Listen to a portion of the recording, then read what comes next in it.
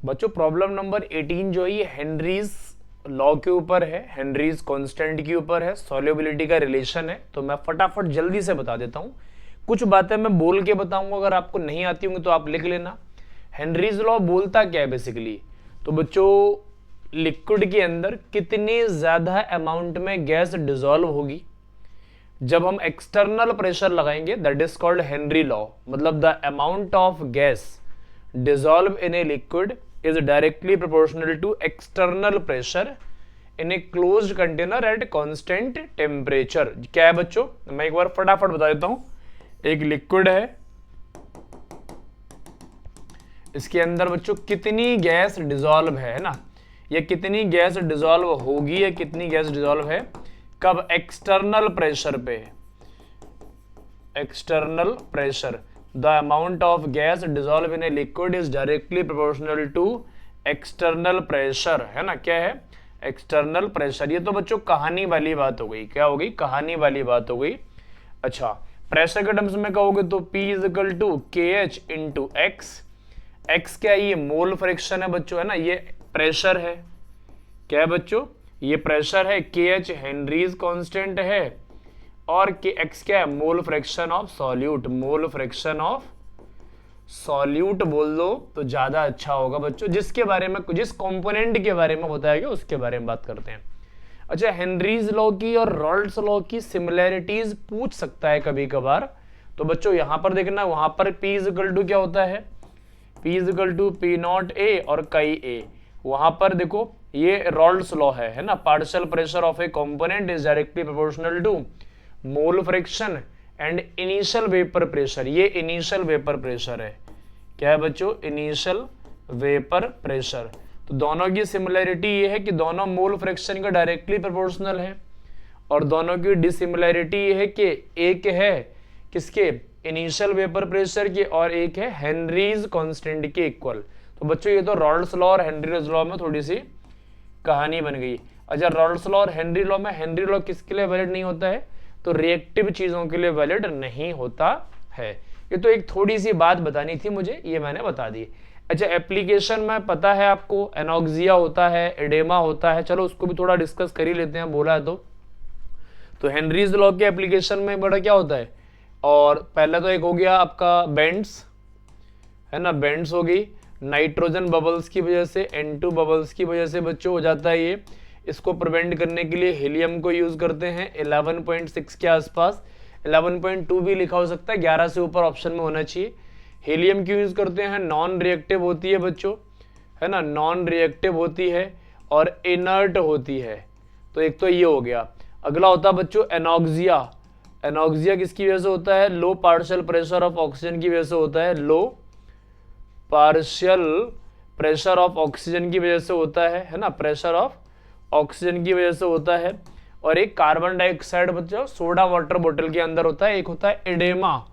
Oedema हालांकि यहाँ का नहीं है, एक्सेस इनटेक ऑफ सॉल्ट की वजह से होता है, एक्सेस इनटेक ऑफ सॉल्ट की वजह से होता है। ये तो हमारा बेसिक हो गया किसका बच्चों, हेनरीज लॉ का। अब मैं क्वेश्चन की तरफ आ जाता हूं। क्वेश्चन ये बोल रहा है H2S a toxic gas with rotten egg smell, ठीक है, is used for qualitative analysis if the solubility of H2S in water at STP is this. Okay, इतना सॉल्युबिलिटी है, Henry's law constant has the value. बहुत बढ़िया, बड़ी आसान सी बात पूछी है बच्चों, है ना, बड़ी आसान सी बात क्या पूछी है।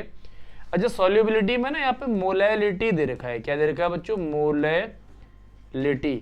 मैक्सिमम सॉल्युबिलिटी मोलैलिटी के इक्वल और मोलैरिटी के इक्वल हम करते हैं ताकि हमारी कैलकुलेशन इक्वल आ जाए। सॉल्युबिलिटी एक्चुअल में बच्चों मोलैरिटी की इक्वल होती है, लेकिन एक्वस कंडीशन में हम दोनों को सिमिलर मान लेते हैं, मोलैरिटी और मोलैलिटी। तो इसका मतलब ये हो गया बच्चों 0.1। अच्छा, फॉर्मूला क्या, पहले फॉर्मूला बता देता हूं फिर आपको स्कीम बताता हूं। तो फॉर्मूला हो गया बच्चों P H2S is equal to KH, और ये हो गया बच्चों XH2S, है ना, किसके अंदर है, टॉक्सिक उसमें क्वांटिटेटिव एनालिसिस, ठीक है बच्चों, है ना। चलो ये हो गया बच्चों, तो ये हमारा एक फॉर्मूला बन गया। हमें KH हेनरीज कांस्टेंट ये हमें फाइंड करना है। अच्छा ये होता है 1 ATM पे कितना होता है बच्चों 0.987 बार होता है ना। ये हमें पता होना चाहिए थोड़ी सी वैल्यू। हमें ना x नहीं पता है, मोल फ्रिक्शन नहीं पता है H2S के, ये हमें निकालना पड़ेगा क्योंकि हमसे तो KH पूछ रहा है ना बच्चों, ये हमारा फॉर्मूला हो गया। अच्छा तो हम जानते हैं मोलैलिटी का मतलब होता है 0.195 mole of solute present in 1000 gram of solvent. ये हमने एक लाइन पढ़ ली है। ये सॉल्यूट के मोल्स तो हमारे पास बच्चों पहले से ही फिक्स है ना, सॉल्यूट के मोल्स तो हमारे पास पहले से ही फिक्स है। कितने हैं 1.095। अच्छा मोल्स ऑफ सॉल्वेंट निकाल लो, तो सॉल्वेंट के मोल्स कितने हो जाएंगे बच्चों 1000 अपॉन में पानी, वाटर को बोलते हैं बेटा सॉल्वेंट है ना, किसको बोलते हैं H2 को, तो 18 हो गया, तो इसका हो गया बच्चों 55.55 मोल हो गए है ना, ये हो गए पानी के मोल्स। अब आपको मोल फ्रैक्शन चाहिए, तो हमें पता है काई इज इक्वल टू होता है Na अपॉन में Na प्लस Nb, तो Na हो गया 0.195 अपॉन में 55.55 प्लस 0.195, तो ये कितना हो गया 0.195 अपॉन में ये कितना हो गया 55.67 हो गया बच्चों है ना, 7 9 6 15 5 6 और 5 है ना, ये हो गया। तो इतना आंसर आ गया बच्चों। इसको सॉल्व करोगे बच्चों अब कितना हो जाएगा ये, तो ये हो जाएगा बच्चों कितना हो गया ये वैसे पूरा कर लो 55.55 और ये हो गया 195, तो ये हो गया 5 और ये कितना हो गया बच्चों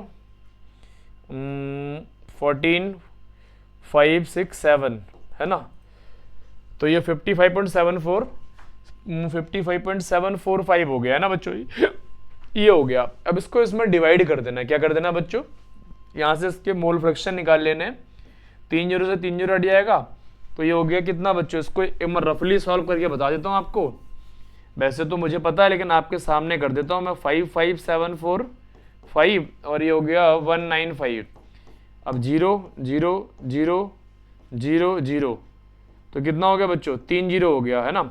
अब ये 55,000 के आसपास हो गया, 56,000 हो गया, और 55 कितना होता है 55 3 से कितना हो गया 110 और 55 165, तो 3, तो ये 165 और 35 हो जाएगा, इतना आंसर आएगा 0.0035।